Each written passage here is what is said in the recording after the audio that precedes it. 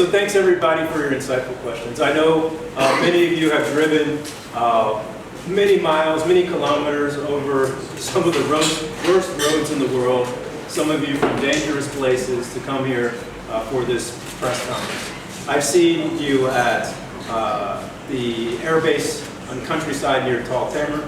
I've met you a couple of times in Rumelan and today here in Hasaka. As journalists, you're writing the first draft of history. What you do is extremely important.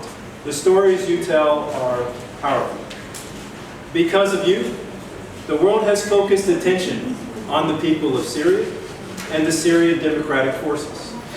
The people, the groups, the men and women who have stood up to fight ISIS and beat them. I'm the son of a United States Army soldier. I was born in Germany and was raised part of my life in Korea and lived a short while in Panama. I never dreamed that one day I would grow up and represent 77 nations as part of an international coalition to defeat a terrorist organization. Representing the coalition has been the highlight of my career. A coalition that includes the nation I was born in, Germany, the nation of my citizenry, the United States, Korea, and also Panama. This has been an incredible honor for me, and you all have welcomed me as guests. And that means a lot here, the term guest. It means that if my friend Mustafa Bali has one bottle of water and I'm thirsty, he will give his bottle of water to me. And that means everything to me as a visitor, as somebody who's here temporarily on a military assignment.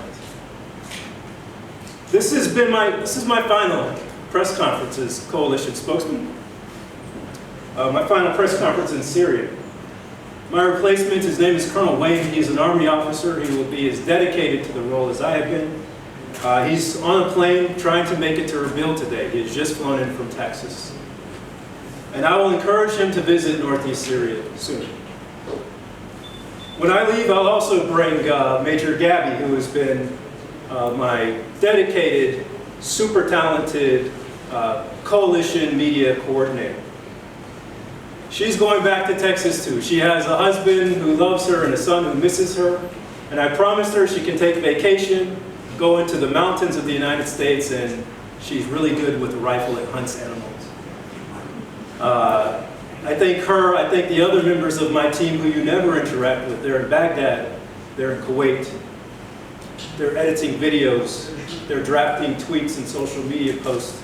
And I wouldn't be here and couldn't be anywhere close to being successful without the group of people who I've been blessed to have an opportunity to serve with.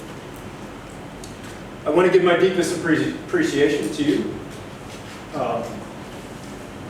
I consider you like a brother, and the way we fight ISIS is with our words. And sorry if I'm getting a little emotional. This is our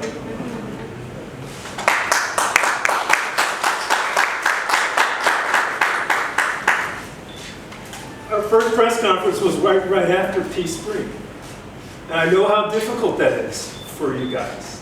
I know how your families have been affected by it. And you know, behind these uniforms, we're people too. And we're going to do the best we can do to help the people in this region have the same type of peace and prosperity as coalition nations. I mean that personally. I mean that from every member of the 77 nations of this coalition. So I just want to say to all of you, take care of yourself. Take care of your families. Thank you for your questions. You never hold back.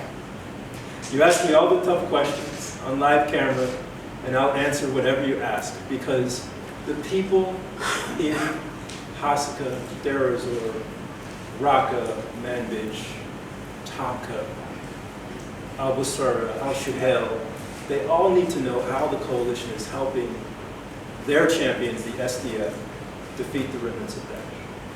So I thank you for your time. Zor Spas, Gelik Spas, Shokhan Jazilan. Ma'aslama. Goodbye.